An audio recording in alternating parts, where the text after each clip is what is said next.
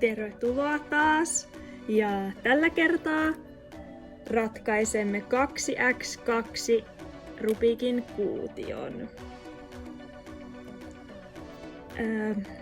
Ensin sitä kannattaa katsoa, että olisiko tässä helposti saatavissa jotain samanvärisiä vierekkäin. Esimerkiksi tästä me saadaan nyt 2 tämmöstä. Eli me yritetään tehdä yksi sivu siten, että nämä yhden sivun viereset ois myös matchaavat. Eli esimerkiksi tässä me tehdään valkoinen sivu tänne ylös, niin tässä pitää olla 2 samaa väriä. Sitten me tehdään tähän 2 samaa ja niin edelleen. Eli nyt me nähdään, että tuolla on toi yksi valkoinen pala, tuo.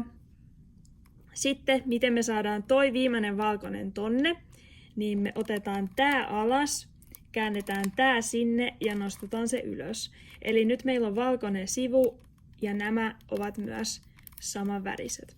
Sitten me käännetään tää toisinpäin ja aletaan katsomaan näitä keltaisia, koska tähän on nyt tulossa keltainen sivu.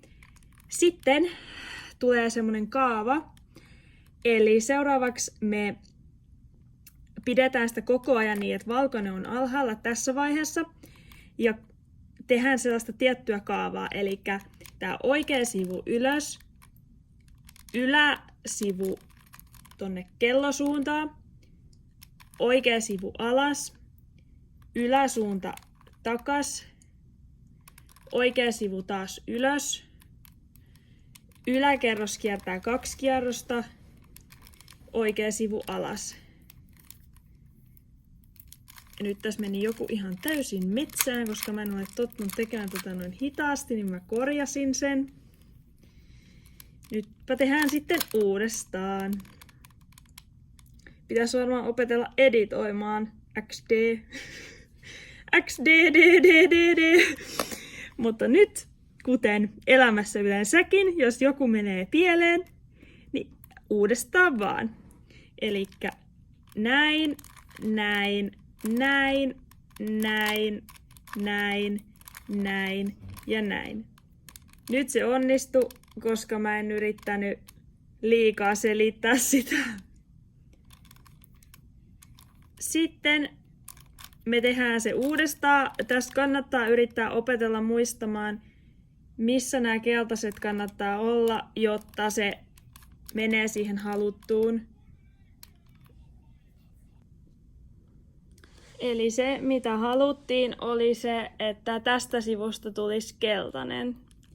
Niin me tehdään tätä samaa, eli oikea, ylä, oikea, ylä, oikea, ylä 2 kertaa. Oikea. Nyt tämmöisessä tilanteessa, kun on 2 tuolla ja tässä ja tuolla, niin kannattaa pitää sitä näin päin. Tehdään taas se sama juttu. Noin. Sitten käännetään 1 tonne päin ja tehdään se sama taas. Niin, siinä se on.